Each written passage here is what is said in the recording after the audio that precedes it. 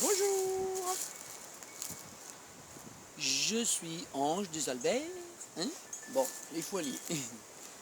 Je reviens, j'avais envie de refaire une vidéo avec vous parce que j'ai plein de choses qui sont en train de me venir, qui me viennent depuis un moment. J'ai fait des festivals, j'ai participé à quelques festivals cet été, j'ai participé du monde, beaucoup de monde, qui m'ont amené beaucoup de réflexions, beaucoup de choses qui ont mûri des choses en moi et qui a fait que j'ai envie de partager ça avec vous. Donc là, j'ai une vidéo où je vais partager à tout ce qui me vient par rapport à ce que je veux parler là. Et je vais faire une deuxième vidéo par rapport à ce que je vis sur l'emplacement où je suis ici, que je vais adresser donc aussi à tous, hein. Ça sera sur YouTube, ça sera sur Facebook, et j'adresse ça aussi à la commune d'Argelès. Donc voilà. Donc là, ce que je voulais parler, c'est avant tout tous les festivals où je suis allé, il est question de conscience et de pleine conscience. Et donc, en fait, plus je le vis, et plus je le vivais, et plus je le vis, plus je me sentais en décalage, ou du moins, il y avait quelque chose qui me mettait encore en dualité avec moi, qui faisait que je ne trouvais pas complètement juste. Donc, j'ai dit voir ce que c'était en moi, parce que en tant qu'autodidacte, je me pose les questions et j'ai les réponses qui me viennent. La réponse est la suivante, c'est que dans un monde de conscience, de pleine conscience, qui occulte l'inconscience, c'est-à-dire qui ne veut pas regarder son côté inconscient, ou l'inconscience, fait fi d'une énergie, enfin je veux dire, fait que l'inconscience se manifeste et désire exister. Et c'est ce qui les gens qui se disent manipulés ou quoi, ben, c'est bien souvent des gens qui veulent être en pleine conscience et réfutent l'inconscience, et l'inconscience va tout faire pour se manifester. Donc, et en revisitant ça chez moi, ben, je me suis rappelé qu'enfant, il était souvent on me disait mais arrête d'être aussi inconscient, c'est pas ça qui va t'aider à grandir, c'est pas ça qui va t'aider, arrête de rêver, arrête de ceci, arrête de cela.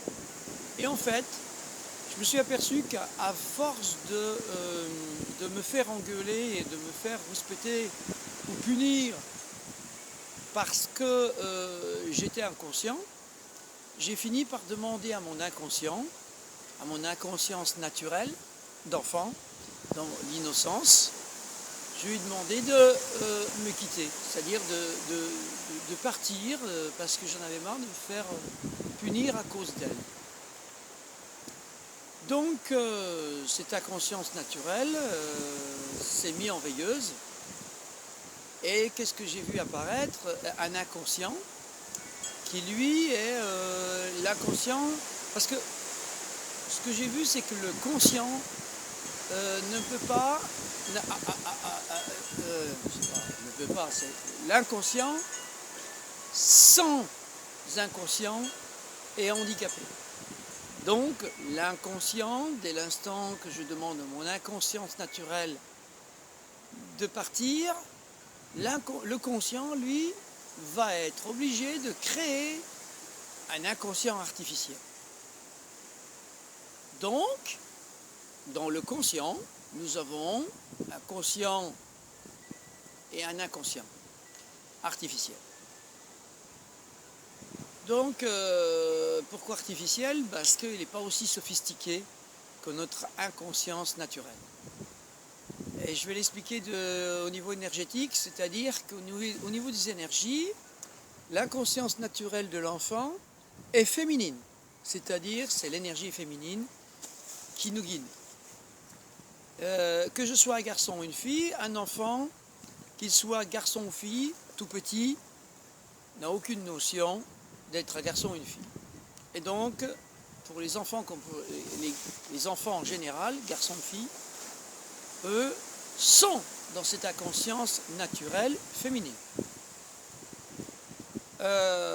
Et bien sûr, le conscient que l'enfant se fabrique avec les expériences inconscientes, et bien là, et cette expérience d'inconscience naturelle, la conscience naturelle est quelque chose qui nous protège et qui nous fait vivre des aventures, mais en toute sécurité. Et ça nous apprend à l'enfant à grandir et à avoir confiance dans la conscience. C'est-à-dire que ça nous acquiert de la conscience et de la confiance en nous. Donc l'autodidacte, il vit comme ça, c'est-à-dire plus il fait d'expériences comme moi, plus je fais d'expériences, plus je grandis dans ces expériences, plus je me fais confiance et plus je suis fort en moi. Et donc cet inconscient artificiel, lui, n'a pas cette faculté de nous protéger. Il sait qu'il doit nous protéger, mais il manque. Et donc le conscient, c'est le yang, c'est le côté masculin. Le conscient est masculin, la conscience naturelle est féminine. Et dès l'instant que le conscient masculin, qui se doit d'avoir un effet miroir, c'est-à-dire donc va recréer cet inconscient artificiel, là, il est dans le yang. Donc nous avons un inconscient artificiel, yang, masculin, et un inconscient normal, et inconscient qui est la conscience naturelle, qui elle est aussi masculine. C'est pour ça d'ailleurs qu'on a beaucoup de femmes aujourd'hui qui sont masculines, qui sont dans des énergies masculines, et tout en étant dans un corps de femme. Nous pouvons aussi retrouver des corps, des hommes dans un corps d'homme et très féminin. Je veux dire, ça s'est mélangé. Pourquoi? Selon chacun ses expériences, chacun selon ce qu'il vit, ses aventures et tout, et ben il va plus ou moins favoriser son inconscience naturelle ou carrément être que conscient et avoir un inconscient artificiel, plus ou moins prononcé. Donc, et là ça m'a fait tilt parce que en hypnose, eh ben, ce qui est utilisé c'est l'inconscient, qui est beaucoup plus puissant en fait que le conscient. Parce que le conscient c'est celui qui apprend, il apprend tous les jours, donc c'est l'élève. Et l'inconscience, c'est-à-dire c'est entre guillemets c'est le guide. C'est le guide. C'est pas entre guillemets, l'inconscient et le guide. Donc si je me laisse guider par mon inconscient artificiel, en tant qu'adulte, ben, je me plante et je vais faire que de me planter et que de faire des conneries d'adulte. Pourquoi? Parce que c'est un ordinateur qui n'est pas naturel. Hein? D'accord? Alors que l'inconscience de l'enfant naturel, elle me protège. Si je me laisse donc guider, que j'invite mon inconscience naturelle à revenir et à me laisser guider par elle, là je suis protégé. Donc, et là, toute l'expérience que je fais, les expériences que je fais sont des expériences où je peux les faire en toute confiance. Donc, c'est pour ça qu'un enfant, quand il est tout seul, quand il est livré à lui-même, un enfant, et là je parle des filles comme des garçons, hein, l'enfant petit, un enfant pour moi c'est féminin-masculin, c'est les deux ensemble. Et donc, un enfant, quand il est livré à lui-même, qu'il monte aux arbres, quoi qu'il fasse, garçon ou fille, hein, je parle au masculin, mais c'est parce qu'un enfant masculin, et dedans j'inclus bien sûr les filles qui sont aussi un enfant, hein, qui ont été enfantées par la maman. Donc les deux, hein, ces deux formes de vie différentes, qui est l'enfant fille ou l'enfant garçon, qui ont aucun préjugé, qui peuvent faire exactement les mêmes choses, dès l'instant que cet enfant reste dans l'inconscient naturel, une fille comme un garçon est capable des mêmes choses et a la capacité des mêmes choses. Après, ce qui fait la différence entre les filles et les garçons, c'est le préjugé des adultes, le jugement et l'interdit. Ce qui fait que ça va différencier les enfants entre eux, garçons et filles. Et qui fait que on va mettre la couleur rose pour les filles, la couleur bleue pour les garçons, hein, que les garçons, les métiers là, ça c'est des activités de garçons, ça c'est des activités de filles. Voilà. Donc l'interdiction aux filles de faire des expériences de garçons et l'interdiction aux garçons de faire des expériences de filles. Et que malgré tout, ça se fait. Voilà.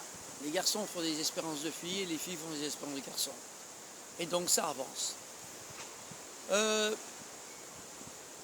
Voilà, et j'invite donc les personnes qui vont écouter cette vidéo à faire l'expérience de réinviter en eux cette inconscience naturelle en le visualisant, en fermant les yeux s'il y a besoin, et en le visualisant comme quoi que je réhabilite une inconscience naturelle et innocente et que je le réhabilite et que je me laisse de nouveau guider par elle. Que ce soit pour les garçons, pour les filles, les hommes et les femmes, de faire ça va permettre, puisque c'est une intention, c'est une demande et une intention, va permettre à se rouvrir des énergies protectrices pour chacun de nous qui désire le faire. Donc, et là, il n'y a pas besoin d'avoir de protection extérieure. J'ai pas à me défendre, j'ai juste à me laisser guider par ce qu'il me vient et ce que j'ai à dire et à être dans l'action. Donc voilà, c'était ce que je voulais partager au niveau de l'inconscience consciente.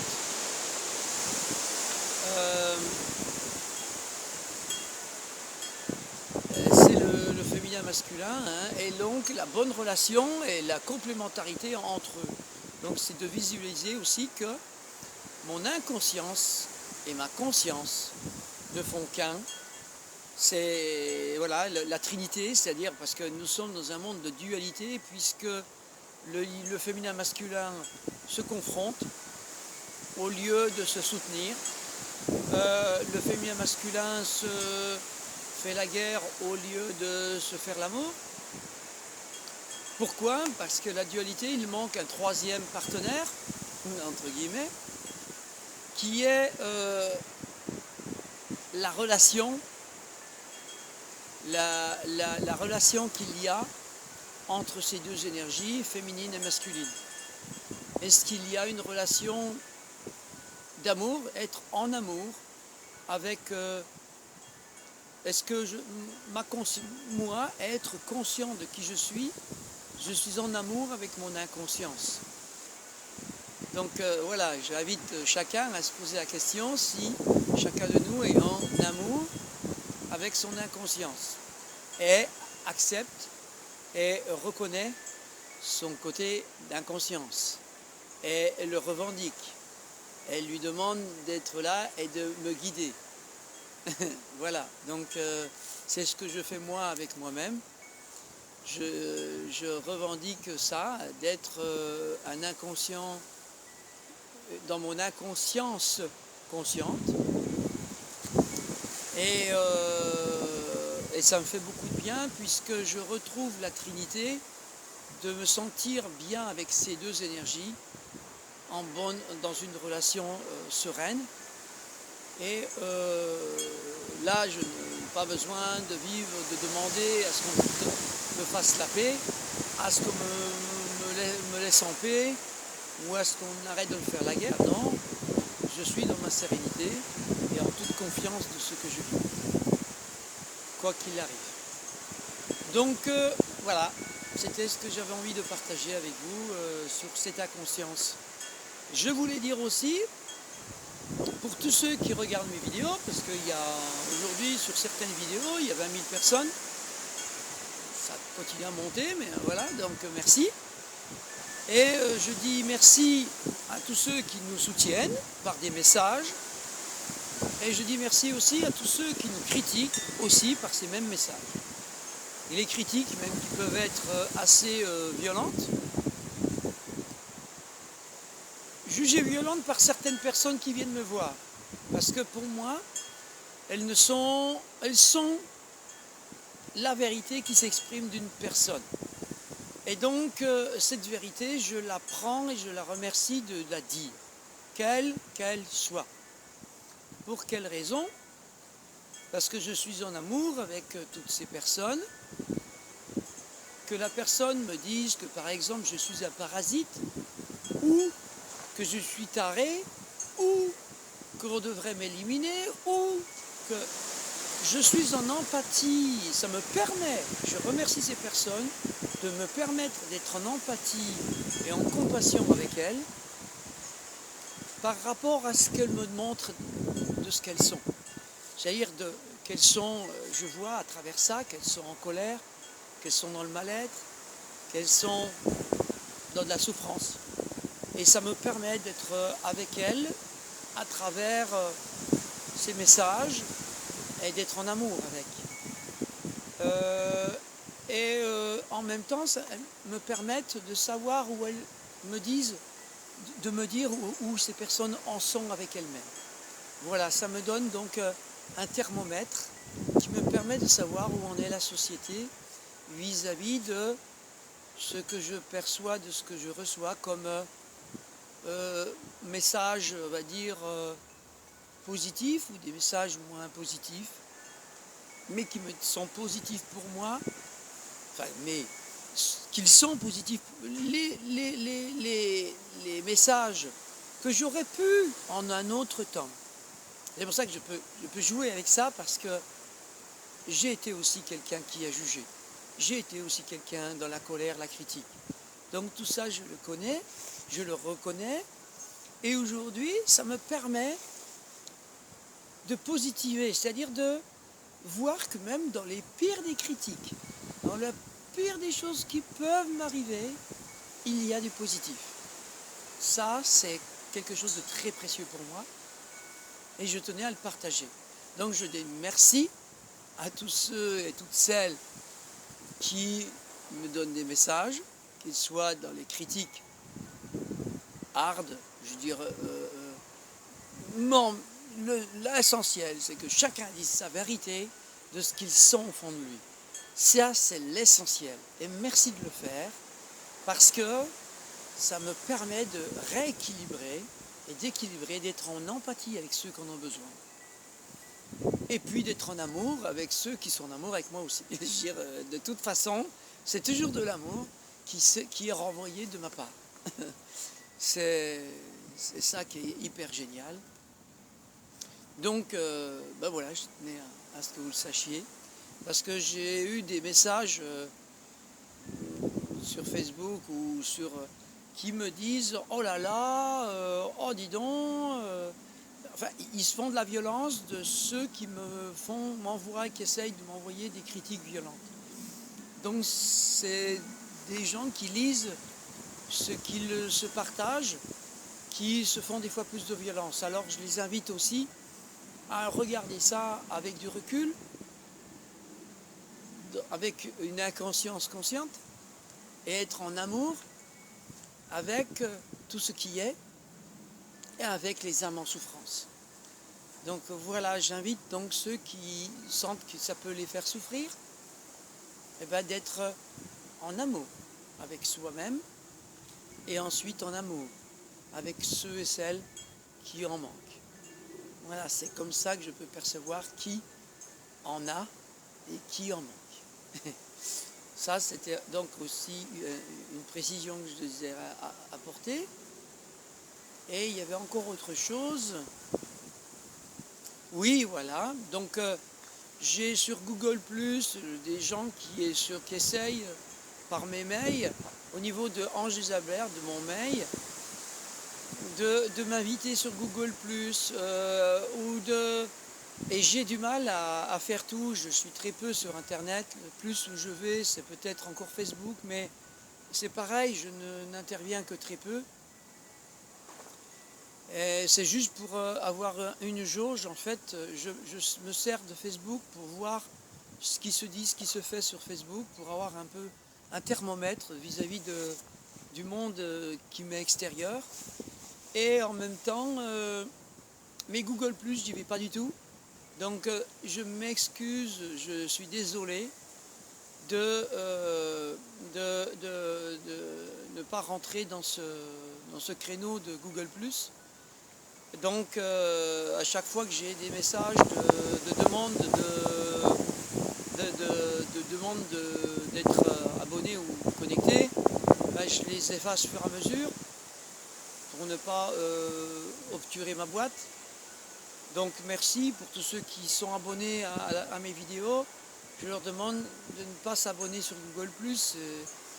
Ils peuvent s'abonner aux vidéos. Je donne mon numéro de téléphone parce que ceux qui veulent me joindre, que ce soit pour me critiquer ou pour me dire ce qu'ils ont envie de me dire, parce que ce qu'il y a aussi sur YouTube, j'arrive pas à correspondre avec ceux qui me laissent des messages. Pourquoi? Je ne sais pas. Je n'y arrive pas, il faudrait que je demande à quelqu'un qui me montre, je ne sais pas. Donc j'ai aussi abandonné le fait de répondre. Et puis de toute façon j'ai un ami qui lui, c'était nouslesdieux.org, et qui lui avait à cœur de vouloir répondre à tout le monde. Il passait ses jours et ses nuits devant son ordi. Il en est mort d'un arrêt cardiaque. J'ai pas du tout envie de faire la même chose. Donc je ne vais pas rentrer dans ce jeu de répondre à tout le monde. Je le fais par cette vidéo, par exemple, en disant merci à tout le monde pour vos messages, parce que vos messages, je les lis, ils me touchent beaucoup, quels qu'ils soient, hein, comme je viens de l'expliquer, et ils me permettent d'avancer, de continuer à grandir et à forcir dans ce que je suis. Donc merci, et désolé de ne pas répondre à tout le monde, voilà. Je le fais de temps en temps, je le ferai, promis, de temps en temps par rapport aux vidéos. Et puis bienvenue pour tous ceux qui veulent venir me rendre visite, parler avec moi, me rencontrer, apprendre à me connaître. C'est différent que d'être derrière son écran avec une vidéo. Et puis, donc tous ceux qui veulent me téléphoner, donc au 06 34 74 42 31 peuvent me téléphoner. Si je ne réponds pas tout de suite, vous pouvez me laisser un message en me disant qui vous êtes et que vous voulez partager un moment avec moi et je vous rappelle. Et voilà, j'ai un forfait illimité, donc je peux parler tant que je veux au téléphone. Pour moi, c'est plus rapide que d'être au clavier, devant un écran. C'est plus rapide, c'est plus... Si j'entends que la personne ne comprend pas ce que j'essaye de lui expliquer, je peux aussi le rectifier par téléphone. C'est plus facile que les SMS ou les messages écrits. C'est beaucoup plus lent à s'apercevoir si une personne a compris ou non ce que j'essayais de lui dire. Donc voilà, et je préfère le verbal. Aujourd'hui, je suis juste dans le verbal. J'ai des gens qui me demandent d'écrire des livres. Et si quelqu'un veut venir me voir écrire un livre sur ce que je raconte et tout, bienvenue. Moi, jamais je n'écrirai de livre. Pourquoi? Parce que j'ai essayé d'écrire sur mon ordi, de commencer à écrire quelque chose. J'avais essayé de faire mon témoignage de vie, mais à chaque fois que je relisais ce que j'avais déjà écrit, que je le réalisais le lendemain ou le surlendemain, je reprenais mon travail, je le rectifiais de nouveau, puisque ça ne me convenait plus. Et en fait, j'avançais pas. J'ai vu que c'était... si je relisais à chaque fois, je devais recorriger tout ce que je relisais qui était plus bon dans l'instant présent que je vivais. Donc, un livre, pour moi, non. C'est dès l'instant que je l'écris, dès l'instant que c'est écrit, c'est mort. C'est plus vivant. Alors que quand je le parle, il va vivre et il va se diffuser beaucoup plus et il va être beaucoup plus vivant. Il va se transformer, il va vivre. Donc je suis dans le verbal et uniquement dans le verbal. Donc bienvenue à ceux qui veulent écrire des livres sur ce que je dis, oui, en sachant que je ne cautionne pas ce qui est écrit de l'instant qu'il devient mort. C'est-à-dire que ça sera une image de moi à un instant présent, du moment où il a été écrit, mais qui ne sera pas dans le temps viable, et qui fera partie du passé par la suite. Voilà. Comme une photo, quoi. Comme une image qui va, que si je prends une image de moi aujourd'hui, et puis que dans quelques temps je reprends une image de moi, ben, vous verrez que c'est pas forcément la même. C'est ce qu'on voit aussi un peu sur les vidéos. On n'est pas toujours identique à ce qu'on est dans chaque vidéo. Donc voilà. Ben, merci d'avoir partagé ça, j'arrête là. Et je vais passer à mon autre vidéo, et que vous verrez aussi, hein, parce que je vais la mettre aussi.